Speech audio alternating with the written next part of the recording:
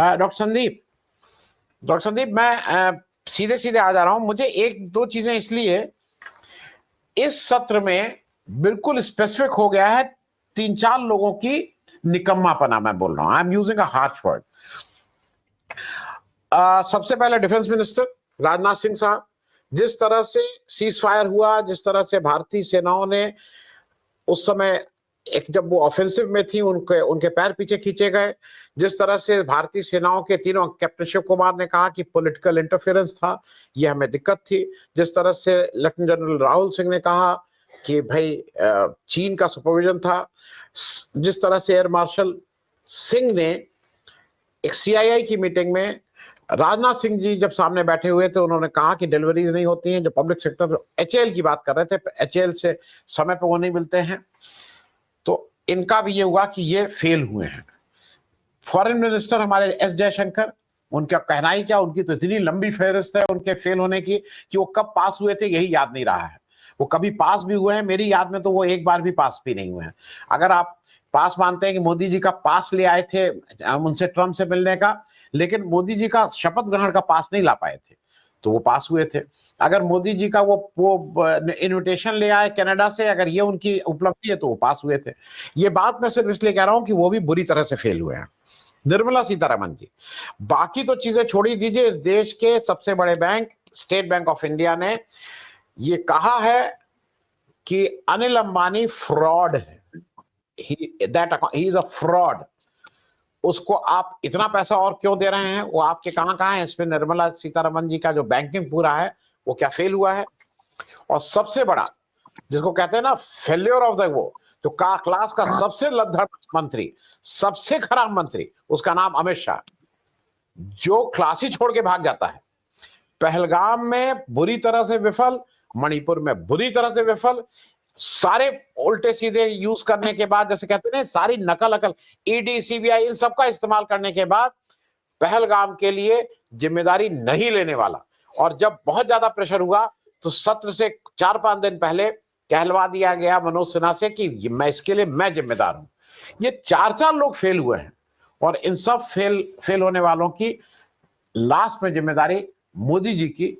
तो इस सत्र में क्या इन लोगों से जवाबदेही मांगी जाएगी कि आप लोग इतना फेल हुए, इस पे भी कोई बात होगी कि नहीं होगी? और बाकी इस मानसून सत्र में आपको क्या लगता है कि क्या होगा? डॉक्टर संदीप यादव जी, इस देश में 2012 के बाद 14 के बाद न्यू नॉर्मल चीजें हैं जो इनफैक्ट एबनॉर्मल है। अब जैसे जवाबदेही आप अमित शाह जी से या सुप्रीम लीडर से नहीं मांग सकते हैं, जवाबदेही नेहरू से मांगी जाएगी इस पार्लियामेंट सेशन में, ये जान लीजिए।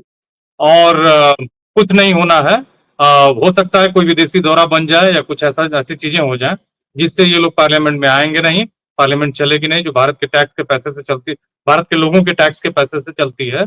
कोई चिंतन नहीं होगा, कोई बातचीत नहीं होगी, कोई काम नहीं होगा। इनफैक्ट जो इन लोगों ने बवाल छेड़ दिया है बिहार में, स्पेशल इंटेंसिव रिवीजन, उस पर भी कोई चर्चा होने वाली नहीं है। आदमी का जो मौलिक अधिकार है, जो संविधान ने दिया है, जो हमको मिला हुआ है, उसको भी छीना जा रहा है। तो अब कुछ बचा नहीं है, और कोई सुनवाई, कोई जवाबदेही नाम की चीज इनसे मत पूछिए, क्योंकि आपने चर्चा की शुरुआत में, प्रस्तावना में, एक तरह से जब इंट्रोड्यूस कर रहे थे आप इस शो को, तो आपने कहा कि चीन इन्वॉल्व था इसलिए इन लोगों ने सरेंडर कर दिया। ये कह रहे हैं कि चीन के इन्वॉल्वमेंट का मामला चला। अरे भाई, आप कहते हो कि आप आत्मनिर्भर भारत बना रहे हो, आप चीन से जो व्यापार करते हो उसमें 101 बिलियन डॉलर का आपका आयात है, और आपसे चीन कितना आयात करता है? 16 बिलियन डॉलर का। 85 बिलियन डॉलर का डेफिसिट है। ये ऐसे कोई माने व्यापार हो सकता है? आप देखिए आप कहाँ है। भारत जो यूएसए के बाद चीन से सबसे बड़ा आयात करता है। ऐसी स्थिति में भारत कहाँ खड़ा है? भारत को देखना होगा कि चाहे वो फार्मास्यूटिकल्स हो, भारत जो जेनेरिक दवाई है उसका सबसे बड़ा अपने को निर्यातक मानता है, लेकिन जानते हैं 70 से 80% जो उसका कच्चा माल है, जिसे एपीआई कहते हैं, एक्टिव फार्मास्यूटिकल्स इंग्रेडिएंट्स, वो सब चीन से आता है। वो ना आए तो भारत कुछ ना हो, सब कुछ निर्यात ना कर पाए। इलेक्ट्रॉनिक्स, जिस फोन से मैं जुड़ा हुआ हूँ, जिस लैपटॉप से मैं जुड़ता हूँ, मेरे घर में जितने फोन हैं, जितने लैपटॉप्स हैं, सब चीन के हैं। क्योंकि मैं एप्पल का खरीदने जाऊंगा, बहुत बड़ा इन्वेस्टमेंट है। इंडिया जो है, जो अपना फोन बनाता भी है, मेड इन इंडिया, जो आत्मनिर्भर भारत का जो गुब्बारा है, उसको समझिए, उसके भी सामान जो होते हैं वो चाइना के होते हैं। उसको एक जगह इकट्ठा करके और मेड इन इंडिया फोन बनाए जाते हैं जो चलते नहीं, कोई खरीदना नहीं चाहता। ये आपकी हालत है। इलेक्ट्रॉनिक्स हो, चाहे आपका फार्मास्यूटिकल्स हो, चाहे हैवी इंडस्ट्रीज के जो बड़ी बड़ी मशीनें हैं, जो बच्चों के खिलौने हैं, ये सब कुछ चीन बना रहा है। इवन सोलर पैनल जिससे आप कहते हैं कि हम क्रांति ला देंगे, उसका जो पॉलीसिलिकॉन है और वेफर्स हैं, इनफैक्ट बहुत सारी चीजें। अब सोचिए ना कि पैनल्स भी आप मंगाते हैं चीन से, जो भारत में बनता भी है उसका भी पॉलीसिलिकॉन और वेफर्स वो भारत चीन से मंगाता है। तो आप किस बात के आत्मनिर्भर हैं? ऐसे लोग हैं ये जो अब भीड़ में जब लोग विरोध करना शुरू कर रहे हैं तो ये कहना शुरू कर रहे हैं कि सैबोटेज कर दिया लोगों ने। अरे भाई, लोग ठीक ढंग से रिएक्ट कर रहे हैं, वो पूछना चाहते हैं कि आप क्यों रिवीजन कर रहे हैं। आपने भारत की जनसंख्या की जनगणना की जो 2021 में करनी थी, वो आप कर नहीं पाए और अपना छाती ठोक रहे हैं। अरे आप तो तभी फेल हो गए थे जब भारत की जनगणना नहीं कर पाए 10 साल बाद। आप छोड़िए, आप बड़ी बड़ी बातें कर रहे थे। गर्म खून बहता है, सिंदूर बहता है, क्षमा करिएगा, गर्म सिंदूर बहता है मेरी रगों में। ये सिंबॉलिक पॉलिटिक्स, ये झूठ की पॉलिटिक्स, जुगाड़ की पॉलिटिक्स, ये मैनिपुलेशन की पॉलिटिक्स का भंडाफोड़ हो चुका है। ये फट चुका है, खत्म हो चुका है, गुब्बारा फूट चुका है। तो इससे अब देखिए, आपने सही मेटाफर चुना कि जो क्लास का जो सबसे खराब बच्चा होता है, पिताजी को जाके बताएगा जब फेल हो जाएगा, तो बताएगा देखिए टीचर जो है समय पे आते नहीं थे, ठीक से पढ़ाई नहीं होती है, स्कूल अच्छा नहीं था, स्कूल अच्छा नहीं था, माहौल अच्छे नहीं थे। मैं इसको स्वीकार करता हूँ, मेरी भी गड़बड़ियां हैं, लेकिन स्कूल अच्छा नहीं, टीचर्स अच्छे नहीं थे, पढ़ा नहीं रहे थे, और इसकी वजह से मैं फेल हो गया हूँ। अब दूसरा मौका दीजिए, मैं सही करूंगा। वही सब मामला है यहाँ भी। ये पहले तो क्लासरूम में आएंगे नहीं, जो पार्लियामेंट है वहां ये आने वाले नहीं है, आएंगे भी तो चले जाएंगे। और दूसरी बात कि आएंगे तो फेस नहीं करना चाहते हैं, क्योंकि मैंने बताया ना कि कोई भी बात जो इन्होंने कही है, जो नैरेटिव ये गढ़ने की कोशिश करते हैं, अगर ये सच हो तो बात सही हो, लेकिन सब कुछ झूठ है। और झूठ कब तक चलेगा? 10 साल, 11 साल, 12 साल ये एक्सपोज होने के लिए काफी है। चाहे वो कोविड का जो क्योस था, चाहे वो नोटबंदी थी, चाहे वो पीएम केयर फंड्स के पैसे थे, चाहे वो 3 दिन का कॉन्फ्लिक्ट था, इनकी कलई खुल गई है। ये जब गुजरात के मुख्यमंत्री थे, बड़ी बड़ी बातें करते थे कि हम जाके वहां पे उनके घर में उनको ठीक कर देंगे, और यहाँ उनसे इन्विटेशन के लिए गिड़गिड़ा रहे हैं, उनका एक फोन कॉल आ जाए उसके लिए गिड़गिड़ा रहे हैं। तो ये सब जो चीजें हैं ना, ये देखिए, इनकी चाहे नैरेटिव, चाहे पार्टी की विजन में कोई दम नहीं था। झूठ और साजिश, षड्यंत्र से इन लोगों ने इस देश को कब्जे में ले लिया था। लेकिन इस देश का नागरिक कमजोर हो सकता है, गरीब हो सकता है, संसाधनों में कम हो सकता है, लेकिन समझदार है। उसका जो ईमान है वो इतना खराब नहीं हुआ है। वो अब मतलब कम से कम कॉन्शियंस की सुनता है। वो अब खड़ा होगा और इनसे संघर्ष करेगा, इनसे आंखें मिला के बातें करेगा। जब वो बातें कर रहा है तो ये कह रहे हैं कि सैबोटेज कर दिया, ये कह रहे हैं कि हमारे खिलाफ साजिश हो रही है। आपके खिलाफ कौन साजिश करेगा भाई? पूरा आपका प्रशासन, सब कुछ, चाहे बिहार की सरकार हो, चाहे वो केंद्र की सरकार हो, सब कुछ तो आपका है। तो कौन साजिश कर लेगा? आप दूसरों के खिलाफ साजिश कर रहे हैं। आप मुख्यमंत्रियों के बेटों को गिरफ्तार करवा रहे हैं। बिहार को आपने जंगल राज क्या पिशाच राज बना दिया है। हॉस्पिटल्स में घुस के जैसे लग रहा है कि कोई वेब सीरीज देख रहा है। मतलब बड़ा व्यापारी है खेमका जी, उनको घर के गेट पे मार रहे हैं, हॉस्पिटल्स में टोपी लगा के जा रहे हैं, सीसीटीवी कैमरे में गिरफ्तारी नहीं हो रही है।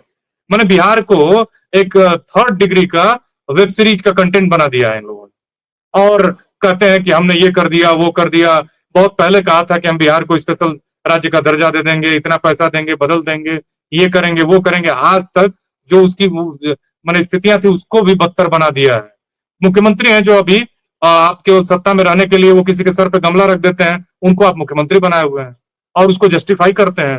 वो जब राष्ट्रगान होता है, जबकि संविधान में शामिल है कि राष्ट्रगान का अपमान कोई नहीं कर सकता है, कायदे से उस पर जांच होनी चाहिए थी और नीतीश कुमार जी को मुख्यमंत्री का पद छोड़ देना चाहिए था जब उन्होंने राष्ट्रगान में ही पहली बार डिसरिस्पेक्ट किया था।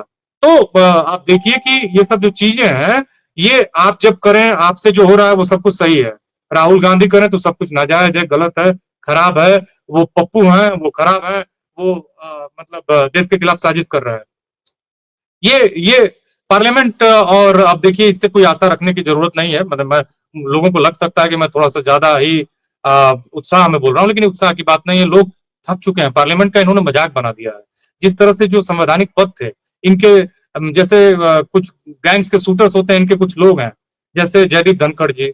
अब बताइए कि आप जैसे कि सीनियर वहां पे पॉलिटिशियंस हैं, मेंबर ऑफ पार्लियामेंट है, जो पार्लियामेंटेरियंस है, उनको आप बेइज्जत करने की कोशिश करते हो, नीचा दिखाते हो। ऐसे इस तरह से पार्लियामेंट की गरिमा कहाँ जा रही है? एक से एक शानदार लोग उस पार्लियामेंट में स्पीकर रहे हैं, लेकिन इन लोगों ने उस गरिमा को तार तार कर दिया है।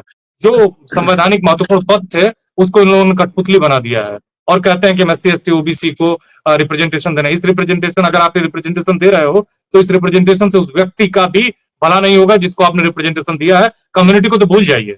तो यही ये कर रहे हैं, इन्होंने मीडिया को मैनेज करके और प्रशासन को कंट्रोल करके, संस्थाओं को हाईजैक करके इस देश की संस्थाओं, इस देश की के संविधान का मजाक बना दिया है। अब इस देश की जनता को सामने खड़ा होकर विरोध करना होगा, प्रतिरोध करना होगा। असली जो पार्लियामेंट है वो जनता की पार्लियामेंट है, उसमें लोगों को जाके बात करनी होगी, विपक्ष के नेताओं को। और विपक्ष की एकता में जो भी भाग रहा है उसको भागने दिया जाए, उनके पीछे पड़ने की जरूरत नहीं, वो खुद खत्म हो जाएंगे। क्योंकि उन्होंने जब चुना है भागना तो वो भागें। जो सामने लड़ेगा उसको जनता रजिस्टर करेगी, उसको अपनाएगी और उसी के नेतृत्व में आगे बढ़ेगी।